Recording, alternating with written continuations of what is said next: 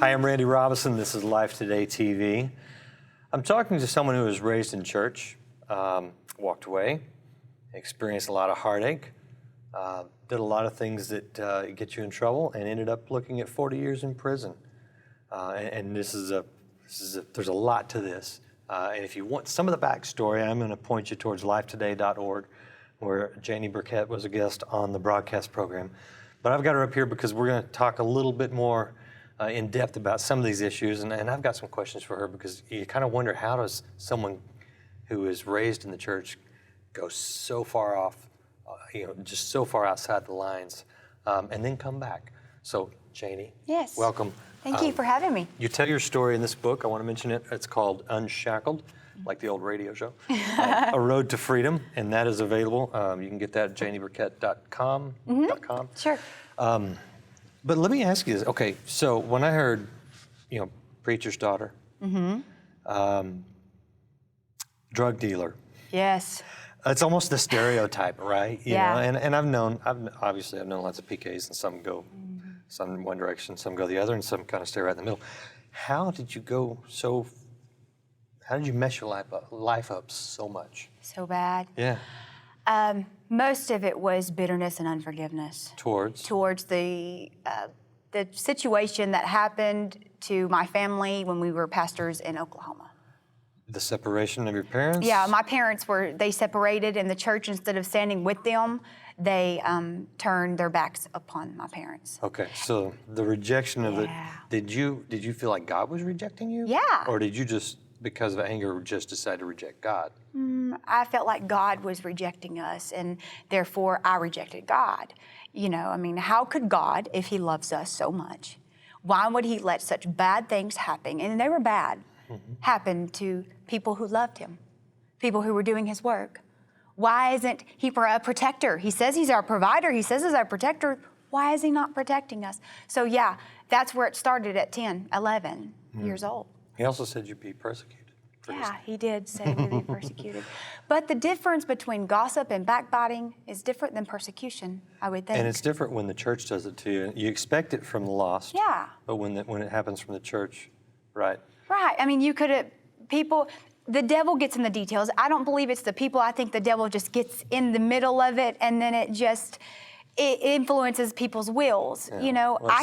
It's certainly not a God. It's not of God. So that's where it all started. At a young age, Yeah. and given your age too. Yeah, I was young. Yeah. So why didn't you just become, agnostic or an atheist and go about your life? Why did you get self-destructive? Because I still believed that there was a God somewhere, and He had some good in Him, believe it or not. It's really weird, because for so long I loved Jesus. I loved the Lord so much until I saw all these bad things happen. And I don't really know I wanted to not believe in God. I wanted something to believe in, but I hated more of myself, because it's almost like God made me, so I'm going to hurt God by hurting myself. Don't we all do that? So it's a lot. Not all of us, but a portion. Yeah. We hurt ourselves. We're made in the image of God. So if we're mad at God and we really want to hurt Him, all we got to do is hurt ourselves, because that hurts the heart of God. Yeah. Wow. Now I've really seen it like that, huh? No, I haven't. Yeah. So, okay, which came first, the eating order or the drugs? Eating disorder? The eating disorder. I've had an eating disorder. I have struggled, not have now, but I have struggled with an eating disorder all of my life. From the age of 7 on up. When I was very young, I had an eating disorder. It was more overeating. I ate when I was angry. I ate when I was sad. I was bullied at school because I wasn't, popular, and I didn't fit with the popular kids. Were you a chubby kid? Yes. Yeah. Super chubby, and I had this blonde curly hair and this mole on the side of my nose, and they called me Miss Piggy. And so it really hurt me as a little girl. You don't understand what you can do, what kids can do now will affect that child all the way up, And so I didn't have a lot of friends, and the friends I did have, I clinged on to them because I didn't feel like I was going to get any more friends. And yet I had a sweet personality that just would love anybody and really cared about anybody. But I was very overweight because I was very insecure with myself and what God had made. So what, did the weight become an issue? So you decided I gotta do something about this, and the weight just began. I began to gain more weight and more weight. We left our church and we resigned in 2000, and we resigned our church, and we went on the evangelistic field in '95. I was 10, 11 years old. And so more insecurity set in because we left a home and there's no structure, and you know, we're going from place to place and eating all the time. So by the time I was 16, I was 15, 16, I was 200 pounds. Oh, really? And plus, I mean, that was what I quit counting. I quit weighing at 200, you know, I got way up there. And so the way that bulimia really entered in my life is I was diagnosed with lactose intolerant when I was around 11. I got really, really sick. And so I had to make myself throw up all the time, you know, because I had all this sickness in my body. And I realized that I lost some weight while this was going on. So you started purging. Yeah. So then I started it, and then I would stop it, and then I'd start it, and just kind of floated here and there. And then I was raped while we were on the field. And I was in church? Yeah. Well, it wasn't at a church. While we were preaching at a church, yes. Okay. Yes. Wrong place, wrong time, and I was raped. And I mean, it wasn't the first time I had lost my virginity or anything, you know, but I mean, I was smoking and drinking and having sex on the road, you know, by then, you know, by 14, 15. Lord, you were given evangelist bad name. Yes, at the time. I hate to say that, but yeah. You know, God was... But so your parents just, so that's sort of the rejection of God because of the treatment in the church. So you're out on the road, your parents are still preaching, but I'm dabbling over here. Yeah. Playing church, dabbling over So here.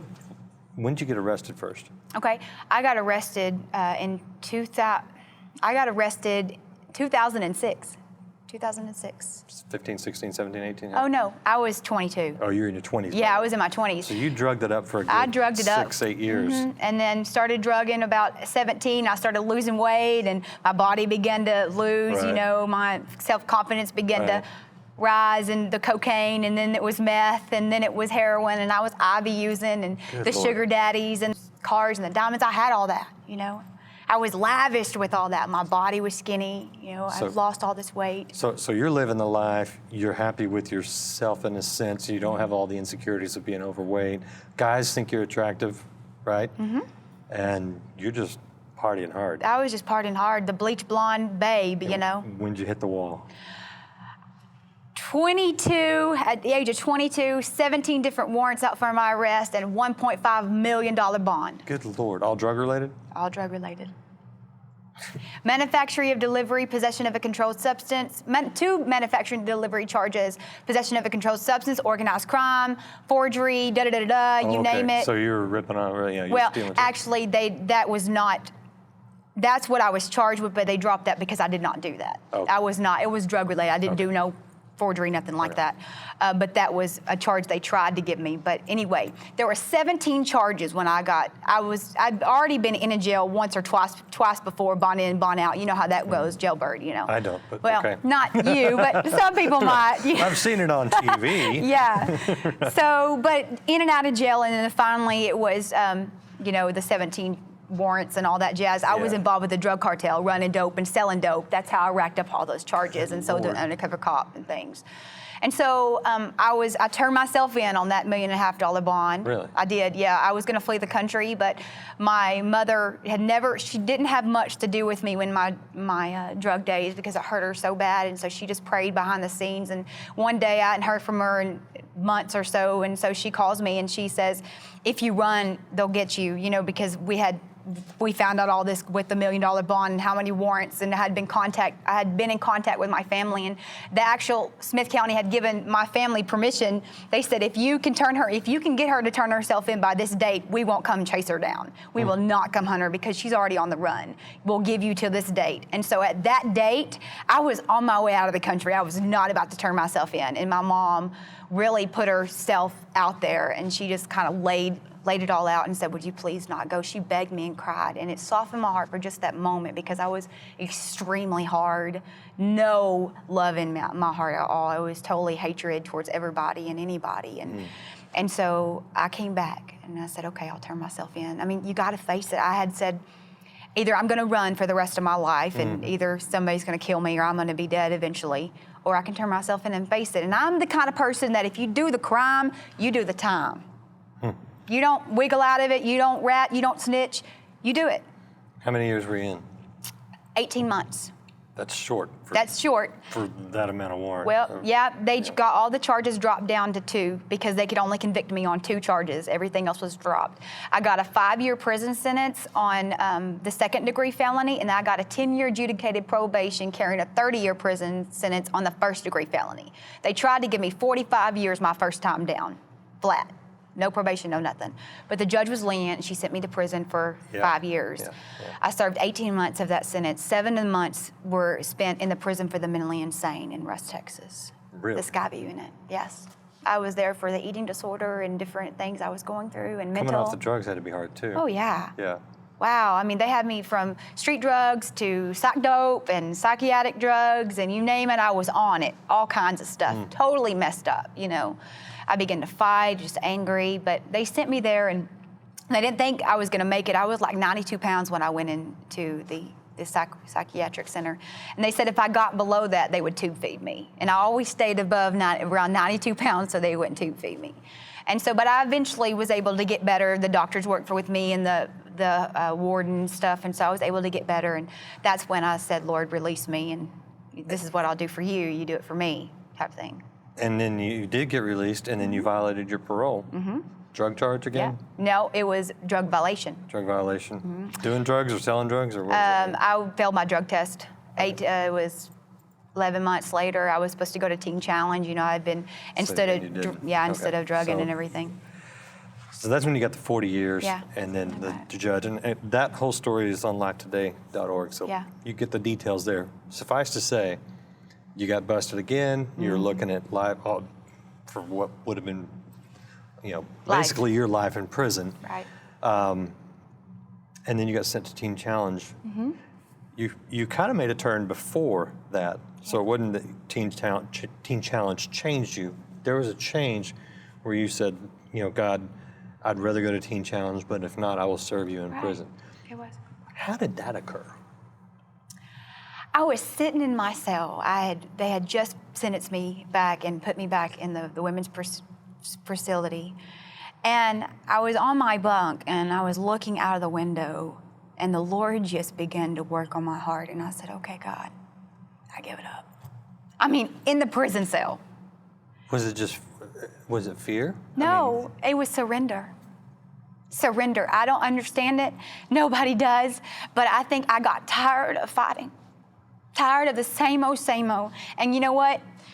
If I'm gonna live in prison, then I might as well serve the Lord. And you know what? Why not ask God? Plead God for a second chance. What would it hurt? Yeah, but you'd had a second chance. I know. A third chance. A third chance, a fifth chance, a sixth chance. But why not ask Him? So I did. Lord, but if not, give me grace to accept that I will serve my life here. And I think that's key. Yeah, it is. That's key. So how come when you did get out, you didn't lapse again? Because I truly had a heart change. It wasn't jailhouse religion like the first time. It was, I truly knew that I could not live my life without God. I truly knew that He set me free because He saw the goodness inside of me that I would say true blue to my word, that I will serve you. Do you think it's your goodness? I hope so. No, it's His goodness. I mean, there's no good in me besides God, right? I mean, True for all of us. it's true. If I didn't have God, if I didn't have the Lord, which is my friend, He's my lover, He's my sole provider, He's everything to me. If I didn't have Him, I would be no good. But it's God that makes us good. Yeah, I think there is a level of human goodness because there are some good people who don't know Christ. Right. But I don't think that's enough, right? Yeah. And in your case especially, I don't know. I just find it interesting that there was no sermon, there was no book you read, there was no 5-step, 12-step, whatever program you went through to change your heart. It was just you in a cell. Wow. And the Holy Spirit. I mean, what else could it be? That's it. Because that was, what year was that? It was in 2009. 2009. Okay, so here we are years later. Drug addicts stay drug addicts. They relapse, Right. right? Without a heart change, you're not sitting here, Right. this many years later. It was, in that cell, it was me and Jesus, the lover of my soul. It was me and God. It was me and the Holy Spirit. And he spoke into my heart, and that turned that key. Mm-hmm. There was no, like you said, there's no Bible, there was no book, there was no sermon. It was the Lord coming down to visit me and saying, I have a plan for you. Mm-hmm. And me saying, okay, I accept it. Right. I accept it. So what do you say to someone who's where you were? I say that God can change your life if you let him, if you choose to say, you know what, I don't want this life anymore. I want to be better. I want to be whole. I want to have healing in my life. God can do that. But I think that it takes structure, and it takes accountability, and it takes discipline for someone who's coming out of addiction like I was, or someone that may be watching. Maybe you're struggling with some kind of addiction, or maybe you have hurt, or you're unforgiveness. You have to let go of that unforgiveness. You have to let go of that bitterness. You have to ask God to forgive you and to help that you forgive those other people, or it will lead you to the things that I did in my life. You have to love yourself, learn to love yourself for who God made you to be, and take the authority and the initiative to do what you need to do to take care of yourself in a better way to become a whole, healthy individual. But first of all, you got to give your life to Jesus. You got to let Jesus take that brokenness in your life and make a beautiful masterpiece out of it. Get into a program, get into somewhere like Teen Challenge or Janie's House of Hope or my program or someone's program that will pour that God inside of you and give you those discipline and that structure that you need to become that person that you would love to be. I mean, I know that you're tired of being sick and tired of staying in the same place that you are. There's a better life for that person. I mean, look what God has brought me out of. He's brought me out of a pit that's so deep I couldn't see the bottom of it. But God has brought me up and set me up on a mountaintop to be able to speak to somebody who needs a voice. You know, I'm not always on the mountaintop. There's still valleys in my life, but God is with me in the valley, and the lilies grow in the valley. So I encourage you to seek God, to repent, to ask God to move upon your life and to take your life and make it what you need to be, and to send you that program or send you that support that can help you do that. I mean, that's what I would say. Absolutely. And you can do it right now. Yeah. Hit pause if you can hit pause and say a prayer. Just do it. You mentioned Janie's House of Hope. Yes. What exactly is that short version? Janie's House of Hope is going to be a 13-month faith-based recovery program that helps. Is going to be. So it's yes, not. We're remodeling right now. Remodeling. Okay. We're remodeling. Okay. We're hoping it will be summer. We'll have it together. How many girls have you talked to? Lots. In the last few years? Oh my goodness, hundreds. Yeah. I mean, I speak a lot. You know, I travel and I speak a lot. I speak to youth groups, churches, ministries, rehabs, you name it. I've spoken. No doubt they listen to you. Yeah. Because they know you're for real. Yeah. I mean, they know you know what you're talking about. If they're in the drug world, if they're in the eating disorder world, if they're in, got the unforgiveness, resentment, anger, right. They know you're for real. Yeah, for real. How many lives have you seen totally transformed? Quite a few? Quite a few, yeah. I get lots of emails and Facebook messages, from people and say, thank you so much for helping me because you really planted a seed in my life and now I'm doing so much better, or the eating disorder is better, or, I'm into a program and I'm not adding no more. You don't know how many people I hear. So I know that what I'm doing is right. I know that what I'm doing is planting a seed. And so I want to be able to magnify that with Janie's House of Hope for these women with addiction that can come in and find healing as I have and become that healthy individual, Now I'm a life coach, I coach women that coming out of that and to help them move into the better life that God has for them. So, I mean, my life is given to helping others. And I'm sure you've helped. Obviously, you're helping a lot of girls. What does that do for you when a girl comes out of that lifestyle and her life is turned around and you get to see something beautiful made out of something so broken? There's no words. It's really beautiful. I cry a lot. I mean, to see someone come out of addiction like I have come out of, or someone that you saw going through it and you see them on the other side. There's no words to say that. I mean, I can't tell you how that makes me feel. It makes me feel fulfilled. It says, you didn't go through all that for someone else. You know, you went through all of that so you could touch other people's lives. God did not let your pain go in vain, for he's using it for his glory now. And so when I see women coming out of that and I see them, they're whole and they're healthy and they're pretty again and they've really taken care of themselves, it makes me feel on top of the world, like God has just given me my dream come true. I'm a mama. I feel like I don't have children myself, you know, but when these girls come out, I feel like I've really nurtured them, and to help them become that woman that they need to be, I feel like a proud mama. And you should. So And you should. I appreciate that. Yep, come and taste that the Lord is good. Yeah, he's good. Blessed is a man who takes refuge in him. He's really good. Refuge is a safe place. It really is. You know, that's the point, is I took refuge in God. I took refuge under his wings. In that prison cell or in Teen Challenge, you know how many times I wanted to walk out and go back to prison because it was easier to go back to prison than work on me? Having to deal with all my issues and all my pain and all my sorrow and all the hurt. But I had to go through it so that I could be the individual that I am today. You have to work through that pain. You have to work through it, not bury it.